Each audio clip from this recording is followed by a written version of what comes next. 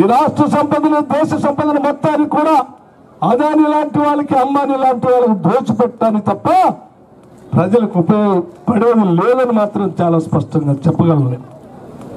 కేసీఆర్ గారు ఓటేస్తే ఇక్కడ ప్రభుత్వం లేదు, అక్కడ ప్రభుత్వం లేదు, మరి ఏం చేస్తారో వాళ్ళు, అక్కడ లేదు ఇక్కడ లేదు, మరి మన ఓట్లు వేసుకొని ఏం చేద్దామని ఆలోచనతో ఏమైనా ఊరూరు తిరుగుతూ నాకు ఓట్లేయండి అని అడుగుతా ఉన్నాను. నాకు అర్థం కావట్లేదు.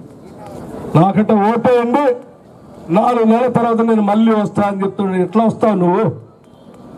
ఏ రకంగా వస్తావు నువ్వు? చంద్రశేఖరరావు గారు గుర్తుపెట్టుకోండి, టీఆర్ఎస్ అలియాస్ బీఆర్ఎస్ పార్టీ పని అయిపోయింది, కాలు అయిపోయింది. అందులో ఉన్న శాసనసభ్యులు కానీ పార్లమెంట్ సభ్యులు కానీ ఒక్కరు కూడా ఆ పార్టీలో ఉండటానికి ఇష్టపడట్లేదు. ఒక్కొక్కడు ఓడలోంచి నీళ్ళలో దూకినట్టు దూకుతా ఉన్నారు.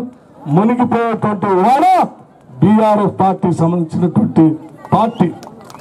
ఇక పొరపాట్లు కూడా రాష్ట్ర వ్యాప్తంగా మీరు చూడండి, ఎక్కడ పోయినా ఏ జిల్లా పోయినా అన్నా మేము ఇక ఆ పార్టీలో ఉండలేం, మా నాయకుడు చేసిన ఆదాయాలు అన్యాయాలన్నీ కూడా ప్రజలకు అర్థమైపోయినాయి, మేము ఆ పార్టీలో ఉండలేం, మేము ఇంద్రమ్మ రాజ్యం నడుపుతున్నటువంటి కాంగ్రెస్ పార్టీలో చేరాలనుకుంటున్నామని పెద్ద ఎత్తున చేరుతున్నటువంటి ఎమ్మెల్యేలు కానీ పార్లమెంటు సభ్యులు కానీ చూస్తా ఉన్నాం.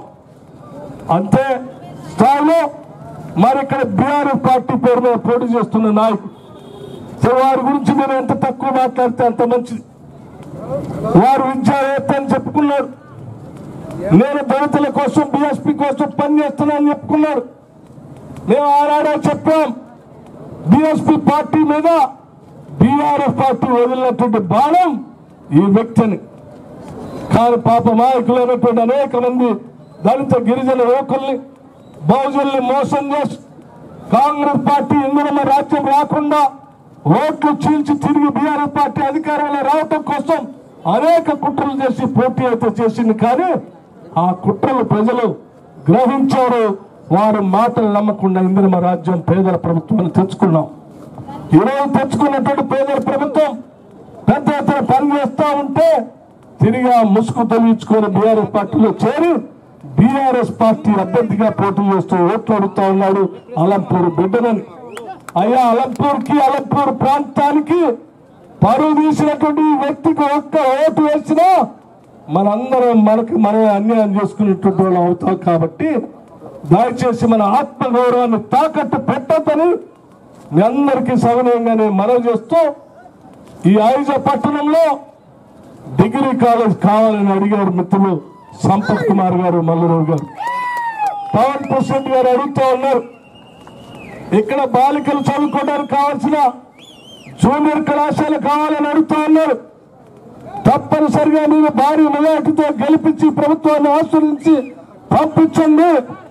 తప్పనిసరిగా ఈ ప్రాంతంలో డిగ్రీ కళాశాల కోసం, జూనియర్ కళాశాల కోసం తప్పనిసరిగా ఆలోచన చేసి మీకు మేలు జరిగే కార్యక్రమాన్ని చేస్తామని కూడా ఈ సందర్భంగా మనవి చేస్తా ఉన్నాం.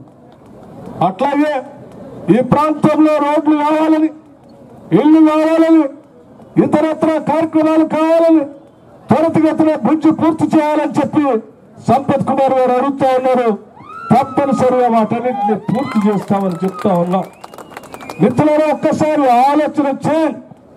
మీరు చిన్న భిన్నం చేసి వెళితే రాష్ట్ర ఆర్థిక పరిస్థితి సంక్షోభంలో నెట్టేస్తే ప్రతి నెల జీతాలు ఇవ్వాల్సినటువంటి ఉద్యోగస్తులకి మీరు జీతాలు ఇవ్వకుండా వదిలేస్తే కేవలం 3 మాసాల్లోనే మీ ఆశీస్సులతో వచ్చినటువంటి ప్రభుత్వం మార్చి 1వ తారీఖు నుంచి 1వ తారీఖు నాడే ఉద్యోగస్తులందరికీ ఈరోజు జీతాలు ఇస్తా ఉన్నాం.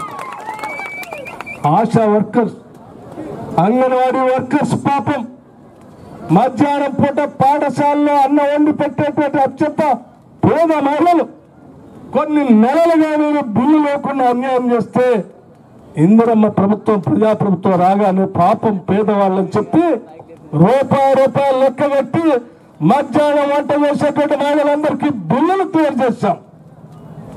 అంతేకాదు పాపం స్వీపర్స్ పాఠశాలలో కూలీలు చేసి పంచాయతీరాజ్ నుంచి ఊడుస్తున్నటువంటి స్వీపర్స్ కోసం అనేక నెలలుగా సంవత్సరాలుగా మీరు బిల్లులు పెండింగ్ పెట్టిపోతే వాళ్ళందరూ జీతాలు కూడా క్లియర్ చేసి బిల్లులు వేసాం.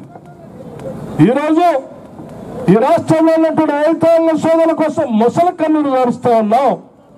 నేను అడుగుతా ఉన్నాను, 10 ఏళ్ల కాలంలో ఏ ఒక్క సంవత్సరం అయినా పంట నష్టపరిహారం జరిగితే మీరు లెక్క వేయటం కానీ పంట నష్టపరిహారం చేయటం కానీ చేశారా అని నేను అడుగుతా ఉన్నాను. మేము పట్టుమని 3 నెలల కాలం కొద్దిగా వర్షం వచ్చి పంట నష్టం జరిగితేనే వెంటనే అధికారులు పంపించాం, లెక్కేపించాం, జరిగిన నష్టాన్ని అంచనా వేసి పంట నష్ట పరిహారాన్ని మొన్నలో 15 కోట్ల రూపాయలు రిలీజ్ చేసి వెంటనే రైతులందరికీ అందించే ఏర్పాటు చేశాం.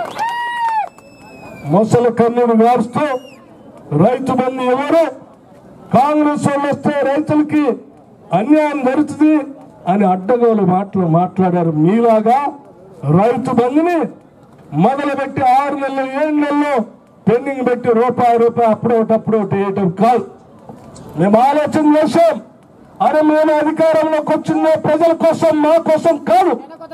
మా ప్రజలకు సరైన సమయంలో వాళ్ళకి అందించాల్సిన సమయంలో డబ్బులు అందిస్తేనే మేలు జరుగుతుందని మీరు కానీ భారతీయ జనతా పార్టీ కానీ పోయి అనేక కంప్లైంట్లు చేసి రైతు బంధు డబ్బులు ఇవ్వద్దని చెప్పి కావాలని కుట్రపూరితంగా భారతీయ జనతా పార్టీ బీఆర్ఎస్ ఇద్దరు కలిసి కంప్లైంట్ చేస్తే కూడా మేమున్నదే ప్రజల కోసం, రైతుల కోసం అని చెప్పి రైతులందరినీ అడాపరితో సహా లెక్క కట్టి రైతు బంధు పేరు మీద అందరికీ కోట్ల రూపాయలు రైతు బంధు క్లియర్ చేసినటువంటి ప్రభుత్వం ఇందిరమ్మ ప్రభుత్వమే.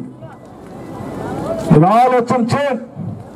పేదవాళ్ళ కోసం చేత పెన్షన్స్, ఆసరా పెన్షన్స్ 15వ తారీఖు 20వ తారీఖు ఎప్పుడో ఇచ్చేటువంటి వాళ్ళు మీరు 25 తర్వాత కూడా ఇచ్చేటువంటి వాళ్ళు వచ్చిన తర్వాత ఈ ప్రభుత్వం ఇందిరమ్మ రాజ్యం వచ్చిన తర్వాత మొదటి వారంలోనే, ఈ నెల మొదటి వారంలోనే రాష్ట్ర వ్యాప్తంగా ఉన్నటువంటి పెన్షన్దారులందరూ కూడా వారి అకౌంట్ లో పెన్షన్ వేయటం జరిగింది. ఇది మనం సాధించినటువంటి విజయాలు. ఇవన్నీ కూడా ప్రజల కోసం చేసినటువంటి కార్యక్రమాలే. మరి మీ అందరికి ఇంకొక మాట కూడా చెప్పాలి. మన బిడ్డలంతా కూడా, తెలంగాణలో ఉన్నటువంటి బిడ్డలంతా కూడా